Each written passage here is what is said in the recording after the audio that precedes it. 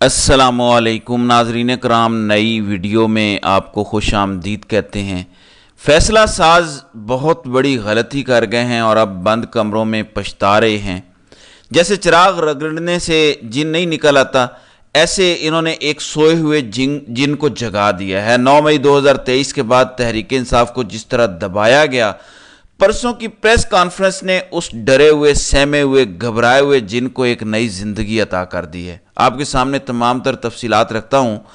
नाज़रीन इकराम, सबसे पहले जिस तरह की मुज़ायका खेज़ हरकतें की जा रही हैं, जिसका मैं सबसे पहले इजहार करता रहा हूँ, तकरीबन 1.5-2 महीने हुए हैं। मैंने आपसे कहा था कि 9 मई की बहुत बड़ी तैयारियां की जा रही हैं। अब इस सिलसिले में कितनी मुज़ायका खेज़ हरकतें हो रही हैं। स्कूलों को ऑर्डर जारी किए गए हैं कि इस दिन को सोलमली मनाना है, आपने बड़े अकीदत और एहतराम से मनाना है, और इसके लिए जो है वो SOPs तक जारी किए गए हैं। लेकिन सबसे मुज़ायका खेज़ बात यह है कि pictorial evidence should be shared at 11 AM positively via WhatsApp. यानी एक तो आपने स्कूलों में मातम करना है, रोना धोना है, कोई तकरीब करनी है अगर 9 मई की, तो उसके तस्वीरी सबूत भी भेजने हैं और पॉजिटिवली सारा कुछ होना चाहिए। यानी इतना बुरा वक्त आ गया है कि सिर्फ बयानिया बनाना है, उसके लिए तस्वीर चाहिए, बयानिए को मीडिया पे चलाना है, सोशल मीडिया पे चलाना है। अगर मुल्क के लिए वाकई ये सानिया हो, मेरी आपसे एक सिंपल गुजारिश है, आप मेरी मदद करें कि क्या कौम को कभी बताना पड़ा है आज से 2 साल पहले, या 2 साल का टाइम भी निकाल दें, कभी भी बताना पड़ा है कि 6 सितंबर है, 7 सितंबर है, कभी बताना पड़ा है कि आज 23 मार्च है, कभी 14 अगस्त का कौम को बताना पड़ा है? जो कौम की जिंदगी में बड़े वाकयात होते हैं, खुशी के हों या गम के हों, कभी वो बताने पड़ते हैं। इसका मतलब है कि आपके पास बेचने को कुछ नहीं रह गया। आप बच्चों की ज़हन साजी करने की कोशिश कर रहे हैं, आप अपना जहर घोल रहे हैं मासूम बच्चों के ज़हनों में। जो बहुत बड़ी डेवलपमेंट फिर इस्लामाबाद में हुई है, उससे आप बहुत हद तक आगाह भी हो चुके होंगे। मैं सिर्फ अपनी वीडियो का हिस्सा बना लूं, फिर बताता हूं आपको कि क्या शानदार वीडियो क्लिप शेयर किया गया है, ऐसा बयानिया तबाह किया गया है कि इसकी कोई मिसाल नहीं मिलती। और मैं वो वीडियो क्लिप भी अपनी वीडियो का हिस्सा बनाऊंगा। ज़रा जायज़ा लेते हैं कि इनके गिर्द जो घेरा तंग होना शुरू हो गया है। जब आपका बुरा वक्त चल रहा होता है तो आप कोई भी काम करते हैं, उल्टा पड़ जाता है। अब इस्लामाबाद हाई कोर्ट आमिर फारूक बैठा हुआ है। प्लानिंग देखें कितनी पक्की थी कि बाजवा साहब ने हुकूमत के साथ मिलकर डील शील करके जस्टिस अतर मिनल्ला को सुप्रीम कोर्ट पहुंचाया।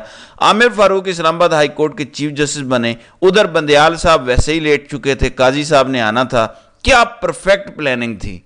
नाज़रीन इकराम, जरा एक सेकंड के लिए इमेजिन करें क्या परफेक्ट था। लेकिन फिर इसी हाई कोर्ट के दूसरे जज खड़े हो गए और उसका एक नतीजा निकला है आज। ये कितनी बड़ी सूरत हाल है उन नामालूम अफराद के लिए। अभी आपको इसका अंदाज़ा नहीं है, इनको कभी ऐसा चैलेंज मिला ही नहीं है पाकिस्तान की तारीख में। जस्टिस मोहसिन अख्तर कियानी और जस्टिस बाबर सत्तार के खिलाफ जो मुहिम चली, उस पर अब इस्लामाबाद हाई कोर्ट ने तौहीन अदालत की कार्रवाई के लिए बेंच तश्कील दे दिया है। जो जस्टिस मोहसिन अख्तर कियानी का मामला देखेगा बेंच, उसमें आमिर फारूक बनफ़्से नफीस बैठेंगे, जस्टिस मियाँ गुल हसन औरंगजेब और जस्टिस अरबाब मोहम्मद ताहिर बैठेंगे।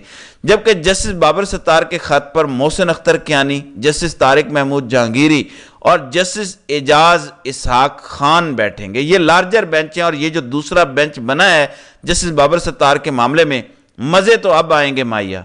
मोहसिन अख्तर कियानी कब से दबा के बैठे हुए हैं, जो एजेंसियों ने उनका जीना हराम किया हुआ है, जिस तरह नामालूम अफराद ने उनका जीना हराम किया हुआ है, जिस तरह उनको ब्लैकमेल किया गया है, जिस तरह उनको तकलीफ पहुंचाई गई, शायद ही किसी और हाई कोर्ट के जज को रिसेंट पास्ट में पहुंचाई गई होगी। वो तो कब से भरे बैठे हैं कि मुझे एक मौका मिले तो मैं अपनी अदलिया को महफूज करूं इन नापाक और गलीज हाथों से।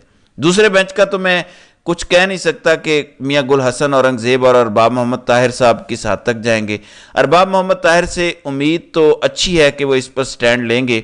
जस्टिस आमिर फारूक से मुझे कोई उम्मीद नहीं है। मैं अभी भी इसी बात पर कायम हूँ कि बंजर ज़मीन गला उगल सकती है, पत्थर घास उगा सकता है, लेकिन आमिर फारूक और काजी इंसाफ नहीं कर सकते। लेकिन बाकी जजों से उम्मीद है। और ये केसेस अगर चल पड़ते हैं यहाँ पे, आज पता चलेगा, काज लिस्ट जारी होगी कि आगे मामलात कब चलेंगे, कब लगना है केस, और कब केस लगेगा तो पता चलेगा कि किस किस को नोटिस जाता है, मामलात कहाँ पर जाते हैं। क्योंकि جسٹس بابر ستار کے معاملے میں تو ان کی پرسنل کانفیڈینشیل معلومات لیک کی گئی، سوائے حکومتی سرکاری اداروں کے یہ کوئی کر ہی نہیں سکتا، یہ کسی پرائیویٹ بندے کا کام نہیں ہے، تو یہ پھنسنے جا رہے ہیں۔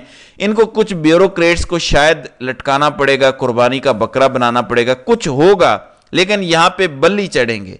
اب آپ کہیں گے کہ بیوروکریٹس کو لٹکانے سے کیا ہو جاتا ہے، میں بہت لمبی بات نہیں کرنا چاہتا، آپ سب لوگ سمجھدار ہیں، سب جانتے ہیں جب علاقے کا بدماش کسی جگہ اپنا ٹہکا جماتا ہے اور اپنے سارے غلط کام لوگوں سے کرواتا ہے تو وہ ایک کام کہتا ہے کہ تم یہ سارے غلط کام کرو، میں تمہیں پولیس سے بچاؤں گا، میں تمہیں عدالتوں سے بچاؤں گا، سب میری جیب میں پڑے ہیں۔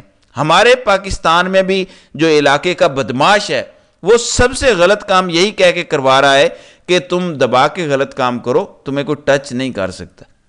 یہی وجہ ہے کہ عمران خان پر جب قاتلانہ حملہ ہوا تو سی ٹی ڈی کا ایک افسر اتنا طاقتور ہوا کہ جس نے اس شوٹر کی ویڈیو بنائی اور کہتا ہے کہ میں جے آئی ٹی کے سامنے پیش نہیں ہوتا، جو اکھاڑنا ہے اکھاڑ لو۔ اور جے آئی ٹی جو پنجاب حکومت نے بنائی، اس ٹائم پنجاب حکومت پرویز الہی پی ٹی آئی کی حکومت تھی، لیکن وہ نہیں پیش ہوا کیونکہ علاقے کے بدماش کی گارنٹی تھی کہ تم میرے لیے شوٹر کی ویڈیو بناؤ، میرا بیانیہ بناؤ، تمہیں کوئی ٹچ نہیں کر سکے گا۔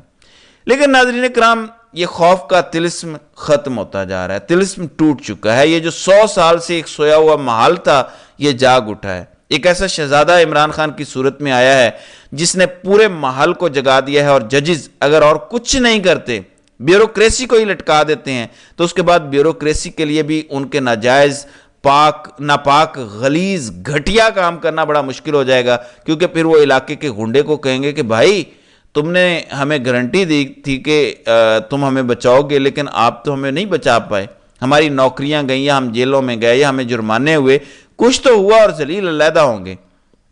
کیونکہ جب عدالت آپ کو بلائے گی اور کہے گی کہ یہ آپ نے کیا اور آپ پر یہ فکس ہوتی تھی ذمہ داریاں، پوری دنیا میں آپ ماشاءاللہ ذلیل و رسوا ہوں گے، بدنام ہوں گے۔ اس سے بھی فرق پڑتا ہے۔ ہمیں یہ لگتا ہے کہ یہ سب کچھ کوئی ایک ایمٹی سپیس میں ہوتا ہے، ایسا نہیں ہے۔ D G I S P R کی بھی ایک فیملی ہے، ایک خاندان ہے، بال بچے ہیں، ماں باپ ہوتے ہیں۔ اسی طرح آرمی چیف ہو، D G I S I ہو، ڈی جی سی ہو، کوئی بھی ہو، ان سب کی فیملیز ہیں۔ اسی طرح بیوروکریٹس کی بھی فیملی ہیں۔ کیا ان کو سوالات کا سامنا نہیں کرنا پڑتا؟ چلیں، کوئی سوال نہ بھی کرے، کیا چبھتی نظریں نہیں انہیں نظر آتی ہوں گی، بڑی تکلیف بھی پہنچاتی ہوں گی۔ تو یہ سب کچھ کسی ویکیوم میں نہیں ہوتا، ہم اسی معاشرے کا حصہ ہیں، یہ لوگ بھی اسی معاشرے کا حصہ ہیں۔ ہاں، یہ لوگ ڈی ایچ ایز میں بیٹھتے ہیں، بڑی بڑی سوسائٹیز میں بیٹھتے ہیں، لیکن وہاں بھی لوگ دیکھتے ہیں، کیونکہ تمام کینٹ کے ایریا سے بڑے بڑے شہروں میں تحریک انصاف جیتی ہے، کلین سویپ کیا ہے تحریک انصاف نے، تو ووٹ کدھر گیا ہے؟ باقی تو چھوڑیں، ان کے 9 مئی کے بیانیے کو انہی کے ریٹائرڈ لوگ ہی تسلیم نہیں کرتے۔ ریٹائرڈ لوگوں کی اکثریت عمران خان کے ساتھ ہے، حاضر سروس تو ہیں 90% عمران خان کے ساتھ۔ یہ اپنے ریٹائرڈ جرنیلوں کو نہیں کنونس کر سکے، یہ باقی کسی کو کیا کنونس کریں گے؟ اور اب جب عدلیہ سٹینڈ لے رہی ہے تو بہت کچھ سامنے آنے والا ہے۔ میں آپ کو یہ ویڈیو دکھانا چاہتا ہوں، یہ بڑا زبردست پیکج بنایا گیا ہے، اور میں سمجھتا ہوں کہ یہ بہت اپروپریٹ پیکج ہے۔ یہاں ہم ملاحظہ کرتے ہیں، یہ ذرا دیکھیں۔ 9 مئی ایک خود ساختہ سازشی سانحہ جس کو کرنے والوں نے اس ملک میں ایک درندگی کا کھیل کھیلا اور پاکستان کو ایک بند گلی میں دھکیل دیا۔ 8 فروری کو عوام نے سرکاری بیانی کو دفن کر دیا، لیکن 9 مئی سازش کے کچھ سوالوں کا جواب آنا باقی ہے۔ یہ ضروری ہے کہ اس سازش کے پیچھے بھیانک چہروں کو بے نقاب کیا جائے۔ سوال نمبر 1، رینجرز نے کس کے کہنے پر ہائی کورٹ پر حملہ کیا؟ جب عمران خان نے یہ اعلان کر دیا تھا کہ وہ پرامن اور قانونی طریقے سے گرفتاری دینے کے لیے تیار ہیں، تو کس نے یہ حکم دیا کہ رینجرز کے ذریعے اسلام آباد ہائی کورٹ میں حملہ کیا جائے اور عمران خان کو کالر سے گھسیٹا جائے، اور پھر اس واقعے کی ویڈیو سارے ملک میں پھیلائی جائے؟ یہ لازم تھا کہ عمران خان سے والہانہ محبت کرنے والے یہ مناظر دیکھ کر شدید رد عمل کریں گے۔ سپریم کورٹ نے یہ بھی واضح کر دیا کہ 9 مئی کی عمران خان کی گرفتاری غیر قانونی تھی۔ سوال نمبر 2، آئی جی پنجاب کی نگرانی میں پنجاب پولیس آئے دن پی ٹی آئی پر ظلم اور جبر کا کوئی موقع نہیں چھوڑتے تھے۔ 9 مئی کو جب مشتعل عوام لبرٹی سے کینٹ کی طرف جا رہی تھی تو پنجاب پولیس کے بہادر کہاں تھے اور کس نے پنجاب پولیس کو پیچھے ہٹنے کا حکم دیا؟ سوال نمبر 3، کینٹ کی حدود کے داخلے پر تعینات ملٹری پولیس کو کس نے ہٹا دیا؟ سوال نمبر 4، کور کمانڈر ہاؤس کا سیکیورٹی دستہ کس کے حکم سے غائب ہو گیا تھا؟ سوال نمبر 5، کور کمانڈر کے گھر کا مین گیٹ کیوں آرام سے کھول دیا گیا اور مشتعل عوام کو گھر میں داخل ہونے کی دعوت دی گئی؟ سوال نمبر 6، کس کے حکم پر گیریزن سیکیورٹی فورس اور quick response force corps commander house نہیں پہنچے جو ان کی بنیادی ذمہ داری تھی؟ اور ملٹری کی انٹیلیجنس ایجنسیاں کہاں تھیں جن کا کام تھا کہ عوام کے اس رد عمل اور کینٹ کی جانب بڑھنے پر فوری طور پر تمام سیکیورٹی دستوں کو متحرک کرتے؟ سوال نمبر 7، کور کمانڈر ہاؤس کی سی سی ٹی وی فوٹیج کہاں ہے؟ 1 سال گزرنے کے باوجود اس ثبوت کا کوئی ذکر نہیں۔ سوال number 8، corps commander Lahore general Salman Fayyaz Ghani کو کیوں عہدے سے ہٹا دیا گیا؟ شاید وہ اس قانونی سازش کا حصہ بننے سے انکاری تھے۔ वादियों नजर में ये लगता है कि पूरी साजिश में core commander general Salman Fayyaz Ghani और उनकी फैमिली को हलाक करना भी मकसूद था, जो कि जनरल सलमान फयाज गनी की होशमंदी और मुहिब्बे वतन होने की वजह से नाकाम हो गई। सवाल नंबर 9, क्यों इस वाकया की जुडिशियल इंक्वायरी नहीं करवाई जा रही, जबकि पीटीआई मुसलसल इसका मुतालबा कर रही है और अदालतों में दरखास्तें दी हुई हैं। आईएसपीआर इस वाकये को पाकिस्तान का 9/11 कह रहे हैं। लगता है आईएसपीआर के नजदीक आर्मी स्कूल की 140 मासूम जानों की निस्बत सीमेंट और ईंट की इमारत की ज्यादा अहमियत है। जब भी आजादाना तहकीकात होंगी तो इस वाकये के पीछे छुपे भयानक किरदारों के चेहरे बेनकाब होंगे, जिन्होंने जुल्म, बर्बरियत और पाकिस्तान से गद्दारी की एक दास्तान रकम की है। जी नाज़रीन इकराम, ये 9 मई और 9 सवाल है। तहरीक इंसाफ ने लाइव ट्रांसमिशन शुरू की हुई है, जिसका आगाज उन्होंने एक हदीस मुबारका से किया कि मोमिन की हुर्मत काबा की हुर्मत से ज़्यादा है। जब कोर कमांडर हाउस का नाम लिया जाता है तो कहा जाता है कि कोर कमांडर हाउस पे जिन्होंने हमला किया हम उन्हें नहीं छोड़ेंगे, और फिर चादर चार दीवारी तक का तकद्दुस पामाल किया जाता है और तमाम मुसलमानों की इज्जतों पे हाथ डाला जाता है, उनकी हुर्मत पे हाथ डाला जाता है, उनके घरों में घुसा जाता है, उनको घसीटा जाता है, टॉर्चर किया जाता है, उनको हब्से बेजा में रखा जाता है, उनको अदालतों में पेश नहीं किया जाता। तो एक बड़ा ज़बरदस्त सवाल किया गया है कि अल्लाह के नबी ने जब इरशाद फरमाया कि मोमिन की हुर्मत काबे की हुर्मत से ज़्यादा है, तो क्या कोर कमांडर हाउस की हुर्मत काबे से भी ज़्यादा हो गई कि तमाम मुसलमानों के आपने चादर चार दीवारी, उनकी इज्जत, गैरत, उनका जो हक था आज़ादी से जीने का, वो सब छीन लिया? क्या कोर कमांडर हाउस काबे से भी ऊपर चला गया है? ये बड़ा इंपॉर्टेंट सवाल है जिसका जवाब इन्हें देना होगा। तो नाज़रीन इकराम, आपकी इस वीडियो के हवाले से क्या राय है? आप अपनी राय का इजहार कमेंट सेक्शन में ज़रूर कीजिएगा।